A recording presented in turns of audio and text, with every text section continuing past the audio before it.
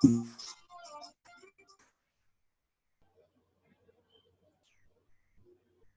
बच्चों, अब हम ABCD की मॉडल देख लेते हैं।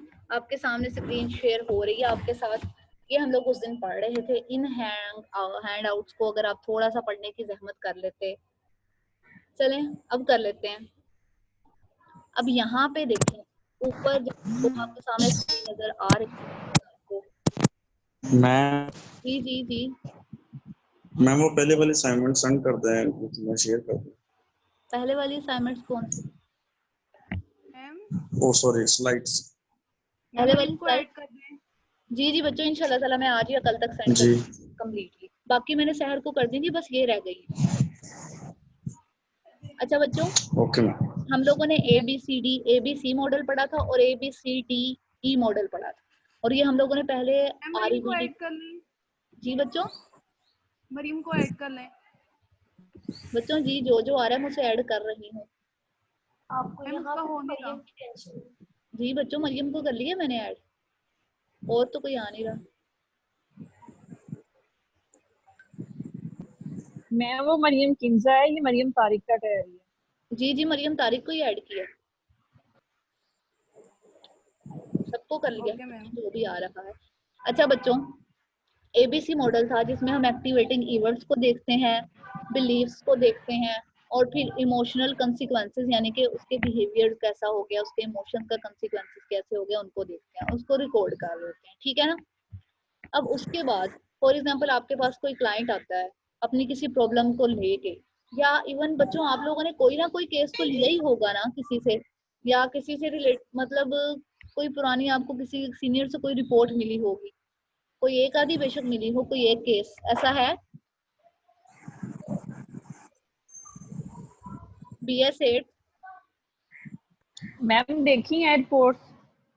चलो देखी है या मिली है, या आपको कोई पुरानी आपके पास इस तरह से कोई रिपोर्ट हो, तो आपने पता क्या करना है, आपने ना आपके सामने एक शीट नजर आ रही है ना आपको, जिसमें yes ma'am activating events, believes और इमोशनल बिहेवियर लिखा हुआ है।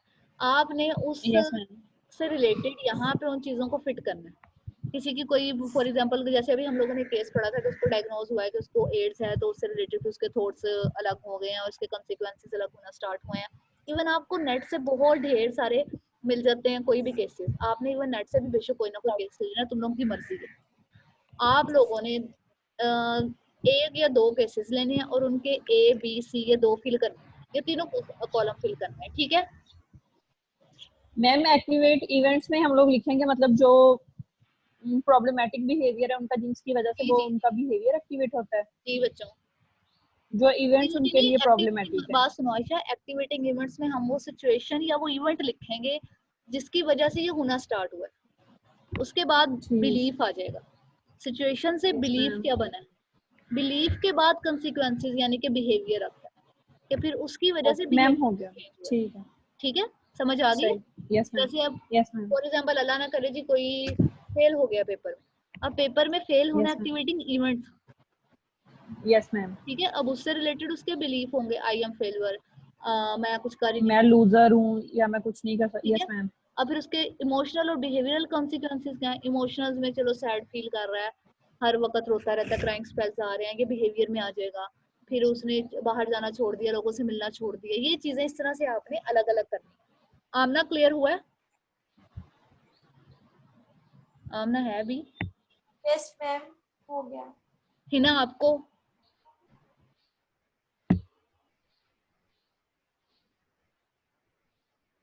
सहर, रिमशा, बच्चों ये क्लियर है सबको? ABC और ये असाइनमेंट क्लियर है? Yes ma'am. यस मैम, ना समझ पूछ लीजिएगा। बिलाल ये क्लियर हुआ है? यस मैम, हो गया क्लियर। चलें शुक्र है। और राबिया आपको?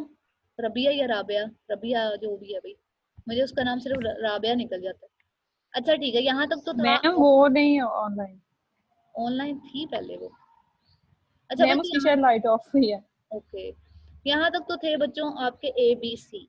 अब आपके पास स्क्रीन पे D की वर्कशीट भी आ रही है। ठीक है यस मैम। अब यहाँ पे पहले है एक्टिवेटिंग इवेंट्स है, I have to give a presentation. ये एक्टिवेटिंग इवेंट्स है जिसकी वजह से उसके बिलीफ क्या है, I am going to make a show of myself, it's going to be awful, I will be shaking my mouth will be dry, मेरा मुंह खुश्क होता रहेगा, मैं कांपूंगा, मुझसे बोला नहीं जाएगा, लोग मुझ पे हंसेंगे। अभी उसके बिलीफ है, हुआ कुछ नहीं है, सिर्फ बिलीफ है। ठीक है, समझ आ रही है ना आयशा बच्चों यस सबको? Ma'am, yes ma'am. अब उसके बाद उसके कंसिक्वेंसेस क्या आ रहे हैं? कंसिक्वेंसेस में ऑब्वियसली वो एंशियस हो रहा है, अफ्रेड हो रहा है, कंसंट्रेट ही नहीं कर पा रहा, थिंकिंग मतलब उसकी थिंकिंग इतनी ज्यादा ओवर थिंकिंग हो रही है कि उसको पता ही नहीं चल रहा कि मैंने काम क्या करना है, उसके लिए चीजें नहीं सेट हो पा रही। ठीक है, अब है dispute with yes evidence. Ma'am. अब डिस्प्यूट करने के लिए, ये डिस्प्यूट करना हम उसे सिखाते हैं आहिस्ता आहिस्ता। ये आपने अभी सिखाना है, जब आप एक दफा सिखा देंगे ना, नेक्स्ट किसी सिचुएशन में क्लाइंट होगा तो वो ये काम खुद कर रहा होगा। फॉर एग्जाम्पल अब आप उसे ये सिखा रहे हैं या आपने उसे सिखा दिया, तो अब इसको जरा मैं पढ़ रही हूँ, इसको जरा अच्छी तरह ध्यान से। Fortune telling as an absolute fact that I am going to make a show of myself is irrational। वो ये कह रहा है, अब आपने उसको ये कहा है कि प्रेजेंटेशन देना, या आपके पास कोई इस तरह से बच्चा आ रहा है या उसको फॉर एग्जांपल इस प्रॉब्लम के साथ है, तो आप उसे कहेंगे कि आपने सिर्फ अपने लिए ये बिलीफ बनाया कि आप लोगों के सामने इस तरह के कपड़े पहनेंगे तो शो ऑफ करवाएंगे, या इस तरह से तैयार होंगे तो शो ऑफ करवाएंगे। ये शो ऑफ नहीं है, और ये एक इसके बारे में आपके पास कोई लॉजिक नहीं है। क्या बहुत अच्छी तरह से प्रेजेंटेबल वे में या प्रेजेंटेबल या अच्छा से लोगों के सामने प्रेजेंट होना शो ऑफ होता है? तो इसका मतलब है कि हम लोग तो बहुत गलत या गंदे कपड़े पहन के भी लोगों के पास जा सकते हैं, तो ये एक शो ऑफ नहीं है। अब आपने उसे एक फैक्ट बताया, फैक्ट किस तरह से बताया कि आप जब भी घर से बाहर जाते हैं आप एक अच्छे और साफ सुथरे कपड़े पहन के जाते हैं, हर जगह जाने के कुछ रूल्स एंड रेगुलेशंस होते हैं। अब आप साथ साथ उसे एविडेंस दे रहे हैं, आप उसे सिर्फ आप ये कह रहे हैं कि आप एक तरह से उसे सिर्फ टीच नहीं कर रहे, उसको साथ साथ चीजें दिखा भी रहे हैं जो कि उसकी अराउंड द वर्ल्ड, मतलब चीजें उसके इर्द गिर्द पाई जा रही हैं। ठीक है बच्चों? उसके यस बाद मैम। है, उसके बाद आप उसे कह रहे हैं कि आपके पास इसका कोई क्लू तो नहीं है ना कि लोग आप शो ऑफ कर रहे हैं, आपको तो पता भी नहीं अच्छे कपड़े पहन के इस तरह से जाकर प्रेजेंट होना is not a show of, आपको पता है आपको इसके भी मार्क्स मिलते हैं। ये भी आपका एक काम है, जिस तरह से आप होमवर्क करते हैं, जिस तरह से आप किसी टेस्ट की प्रिपरेशन कर रहे हैं, तो इसी तरह से ये भी एक प्रिपरेशन है। ठीक है, अब उसके बाद है कि वो कह रहा है कि मेरे लिए ये कहना ज्यादा अच्छी बात है कि मैं डरा हुआ हूँ कि मेरा शो ऑफ होगा, लेकिन मतलब इस वजह से मुझे कोई तकलीफ होगी। अब आपने उस बात पे उसको कर दिया मुतमईन। अब इसी तरह से उसको है कि मेरे हाथ पांव कांपेंगे, मैं कांपूंगा, मैं काम कर नहीं पाऊंगा, लोग मुझ पे हंसेंगे, अब इस तरह से आ रहा है। तो आप उसे बताएंगे कि आप क्या पहले आपने इससे पहले कभी कोई प्रेजेंटेशन दी है? फॉर एग्जाम्पल वो कह रहा है नहीं दी, क्योंकि ओब्वियसली बच्चों ये बात या इस तरह से कोई रिलेट चीज आपके पास पहली दफा ही आएगी। या हो सकता है वो ये भी कह दे कि हाँ लोग मुझ पे हंसे थे, तो आप उससे ये भी पूछ सकते हैं कि जब वो आप पे हंसे थे तो आपने कोई मिस्टेक की थी, या मिस्टेक किस से रिलेट कर रही थी? और हंसने के बाद क्या वो हमेशा आप पे हंसते रहते थे, कि उन्होंने आपसे अपना सारा रिलेशनशिप खत्म कर दिया था? नहीं ना। इवन अगर कोई आप पे हंसता भी है, क्लास में हम लोग इतनी दफा बात लोगों को तंग करते हैं, टीचर्स भी उनको जोक मारते हैं, तो इसका इट मीन्स कि आप हमेशा उन पे हंसते रहते हैं। आप एक दफा हंसने के बाद में दोबारा से पहले जैसे हो जाते हैं। टीचर ने अगर क्लास में किसी बच्चे को पर्सनली या सबके सामने अलग से बहुत डांट दिया, अब अगर वो ये सोचेगा कि सारी क्लास मेरा मजाक उड़ा रही है, या वो हो सकता है आप सब लोगों को भी किसी को डांट पड़ जाती हो, तो आप एक दिन तो उसको बहुत ज्यादा फील करेंगे। नेक्स्ट डे क्योंकि आप एक नॉर्मल ह्यूमन बीइंग है, होते तो वो भी नॉर्मल ही है लेकिन वो सेंसिटिव थोड़े ज्यादा, लेकिन नेक्स्ट डे पे उनकी वो चीज बिल्कुल खत्म हो चुकी है। तो आप यही एविडेंसेस उसे वहां पे दे रहे होंगे कि फॉर एग्जांपल देखें, आप पे अगर पर्सन आपने तो अभी दी ही नहीं है, जब तक आपकी अच्छी से तैयारी होगी, अगर आपको इस बात से डर लग रहा है कि वो आपसे क्वेश्चंस करेंगे, तो उन्हें क्वेश्चंस करने दें, क्योंकि आप वहां पे उस टाइम पे टीचर हैं, आपने उन्हें बताना है, आप उन्हें अच्छा ही बताएंगे। उन बच्चों को तो पता ही नहीं आप उन्हें क्या बताने जा रहे हैं। तो आहिस्ता आहिस्ता भी यहाँ पे डिस्प्यूट हो रहा है। ठीक है बच्चों, यस मैम। समझ आ रही है यहाँ पे? Yes ma'am. यहाँ पे किसी को ना समझ आई हो? मैम ये जो आपने ABC वर्कशीट का बताया, इसके हमने केसेस जो है वो नेट से लेने हैं और उसके अकॉर्डिंग इसको करना है। और मैम जो पहले वो सोक्रेटिव डायलॉग्स का था, तो मैम उसको किस बेस पे करना है हमने? बच्चों सोक्रेटिक डायलॉग का तो मैंने कुछ भी नहीं दिया। आपने पता क्या करना, जरूरी नहीं है आपने नेट से ही केसेस लेने हैं। आपके इर्द गिर्द, आपके घर में या आपके इर्द गिर्द मोहल्ले में भी बाजू का आपको पता चलता है ना कि फलां के साथ अभी फलां मिसहैप हो गया, तो इसकी वजह से वो बहुत ज्यादा परेशान रहता है, मिस हैपनिंग हो रही है, वो इस तरह से रहता है, आप उसको भी तो केस की फॉर्म में, इमेजिनरी वे में केस बनाकर लिख सकते हैं ना, और उसमें उससे रिलेटेड आप कोई एक्टिवेटिंग इवेंट्स निकाल सकते हैं, बिलीफ निकाल सकते हैं, कंसिक्वेंसेस निकाल सकते हैं। आप बहुत सी मूवीज देखते हैं, ड्रामे देखते हैं, वहां पे भी किसी के साथ कोई केस आ गया तो आप उसको भी तो यहाँ पे बता सकते हैं ना एज अ केस फॉर्म। समझ आ रही है बच्चों? Yes ma'am. यहाँ पे क्लियर है? नहीं आ रही तो बेशक यहीं पे यस मैम जो आ रही है। क्लियर नहीं उसे अभी पूछ लें। सोक्रेटिक डायलॉग का बच्चों मैंने अभी आपको कोई काम नहीं दिया, मैं वैसे कह रही हूँ कि सोक्रेटिक डायलॉग की एक मैंने लिस्ट दी थी जब हम लोग व्हाट्सएप पे क्लास ले रहे होते थे, जरा चेक कीजिएगा, वहां पे उन नोट्स में भी वो बहुत क्लियर वे में बताई हुई है, बाकायदा चीजें एग्जाम्पल के साथ। ठीक है,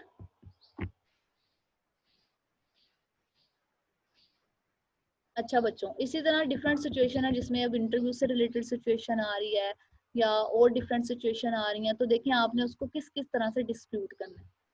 ठीक है, अब डिस्प्यूट करने के लिए एक्चुअली ये क्वेश्चंस होते हैं जो कि आपने ये क्वेश्चंस उससे पूछने होते हैं या किसी न किसी तरह से उन्हें बताने होते हैं। आपके पास ये जो हैंड आउट्स है ना, यहाँ पे आपको हर चीज क्लियर कट मिल जाएगी। मैंने उस दिन भी बताया था, ये जो नीचे लिखा हुआ है ना, इज माई थिंकिंग रियलिस्टिक और what action can I take, ये जो थिंकिंग रियलिस्टिक है, आप सेम टू सेम यही क्वेश्चंस उससे पूछ रहे होते हैं ना, तो वहीं पे एक्चुअली उसकी डिस्प्यूटिंग हो रही होती है। ठीक है बच्चों, समझ आ रही है? Yes ma'am. तो ये क्वेश्चन मतलब आपके लिए, आपके पास कोई भी क्लाइंट आए, वो किसी भी प्रॉब्लम के साथ आए, किसी भी थिंकिंग के साथ आए, किसी भी इवेंट के साथ आए, किसी भी कोग्निटिव डिस्टॉर्शंस के साथ है, ये क्लियर कट क्वेश्चंस आपके सामने जो कि आपके लिए हेल्पफुल होंगे। आप ठीक है, अभी आप लोग ट्रेनिंग पे हैं, आपको नहीं पता चलता इन सबको एकदम से याद करना, आहिस्ता आहिस्ता ये चीजें आती हैं, आप अपने सामने लिख के रख लें, आपको पता हो मैंने ये चीज पूछनी है कल उससे। ठीक है, अब ये देखिए, ओके मैम। ये वाली वर्कशीट थी जिसका मैंने आपको काम दिया था। अब इसमें देखिए एक्टिवेटिंग इवेंट्स भी दिए हुए हैं, बिलीफ भी दिए हुए हैं, इमोशनल और बिहेवियरल कंसिक्वेंसेस भी दिए हैं। ठीक है ना? अब आपने यस मैम। इन सारी सिचुएशन सब कुछ अब आपके सामने क्लियर कट चीजें, सिर्फ आपने इसको डिस्प्यूट करना है एविडेंस के साथ। Okay ma'am. आप बच्चों गलत लिखें कोई बात नहीं है, हम लोग यहाँ पे आपस में एक दूसरे के साथ करेंगे तभी हमारी मिस्टेक्स ठीक होंगी ना, लेकिन एटलीस्ट अब आप लोग ट्राई तो करें। इंशाल्लाह मैम। अब यहाँ तक समझ आ गई है? Yes ma'am.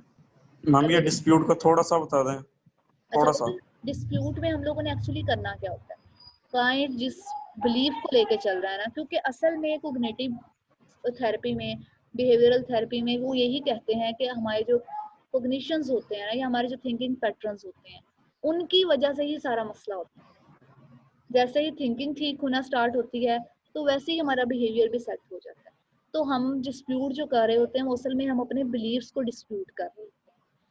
मैम डिस्प्यूट का सिंपली अगर हम लोग देखें ना, तो हम लोग एक बहस करते हैं, मतलब क्लाइंट के साथ एक बहस करते हैं एविडेंस की, कि अगर ऐसा है तो उसकी लॉजिक, या वो मैम एक बहस होती है ये हमारी, हम अपना point of view ma'am logic के साथ देते हैं और वो अपनी जो थॉट्स होती हैं उनको बयान कर रहे होते हैं। और इसमें जी बच्चों, आयशा बिल्कुल ठीक कह रही हैं, हम लोग उसके साथ जब इंटरेक्ट कर रहे होते हैं ना, तो हमारी ज्यादा कोशिश होती है, जैसे फिलहाल अभी आपने ऊपर देखा, यहाँ पे डिफरेंट क्वेश्चंस हैं, ये क्वेश्चन नजर आ रहे हैं ना आपको अपनी स्क्रीन पे?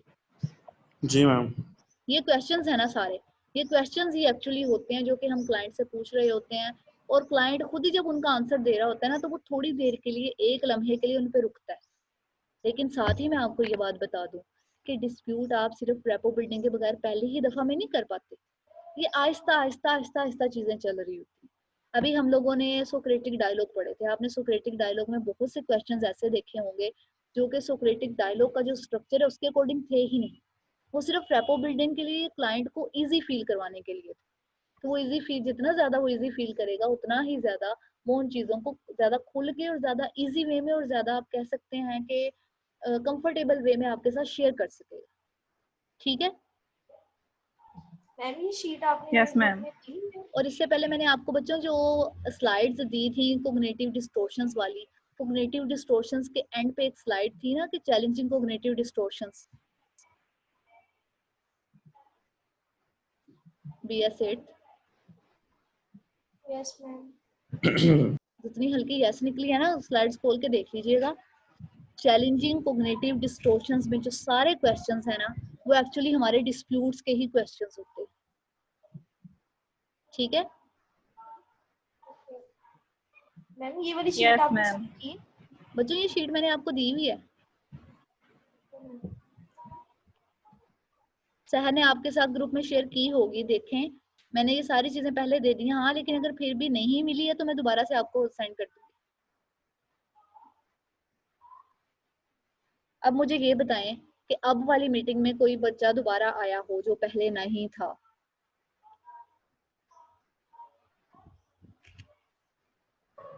मैम मेरी लाइट ऑफ हो गई थी, मैं अभी फिर से आई हूँ। है ना मैम रबिया। रबिया पहले भी थी ना आप? Yes ma'am. तब तो मैंने ले हम ली। रबिया की लाइट ऑफ हो गई थी। चलो रबिया हमारे हाँ मेरी नहीं हुई। मैम ये लाइट पे चल ले ली है, मैंने ले ली है, अब आपकी लाइट आ गई है। हमजा और Yes, ma'am. इसको भी जरा जगा लें, वो पता नहीं कहाँ पे हैं। हमजा तो आया भी था 1-2 दिन, अब आ ही नहीं रहा। ओके बच्चों, यहाँ तक चीजें पढ़िएगा, अगर कुछ ना समझ आया हम दोबारा डिस्कस कर लें, ठीक है। Yes ma'am. अब आपकी क्लास, जी जी बच्चा।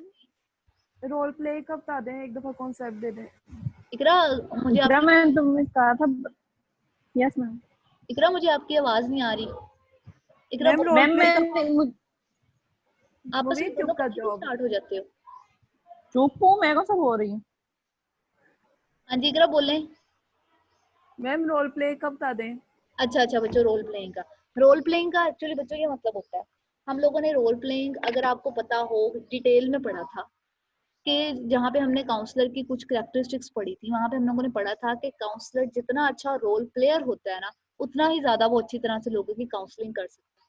अब रोल प्लेइंग में क्या होता है, आप बाज़ोकात कुछ लोग तो इस तरह से भी कर लेते हैं। फॉर एग्जाम्पल आपने बहुत दफा देखा होगा, जैसे जब आप प्रेजेंटेशन दे रहे होते हैं, टीचर्स पीछे जाके बैठ जाता है ना, और आप लोग टीचर की जगह रोल प्ले कर रहे होते हैं, और आपको जितनी भी आपकी एफर्ट्स होती हैं, जितना भी आपको समझ आ रहा होता है, वो टॉपिक आप अच्छी तरह से बता रहे होते हैं।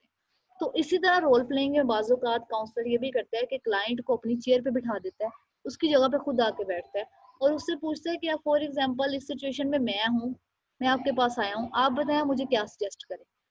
अब उस रोल प्लेइंग में ही, अब देखें आप एक क्लाइंट की जगह का रोल प्ले कर रहे हैं, क्लाइंट आपकी जगह पे रोल प्ले कर रहा है, लेकिन रोल प्लेइंग एक्चुअली हम तब कर रहे होते हैं जब हमें लगता है कि क्लाइंट अब अच्छी स्टेबल हालत में आ गया है, अब वो चीज़ों को ज़्यादा रेशनली देखने लग गया है, अब वो बहुत सी चीज़ों की तरफ ज़्यादा इफेक्टिव वे में उनको समझता है, तब वहां पे जाकर फिर इस तरह से रोल प्लेइंग हो रही होती है। और इसी रोल प्लेइंग में भी हम क्लाइंट को ये बता रहे होते हैं कि देखें अब आपने ये बात इस तरह से कही है, तो आप इसको अब अपने ऊपर इम्प्लीमेंट करके देखिए। क्लियर है इकरा?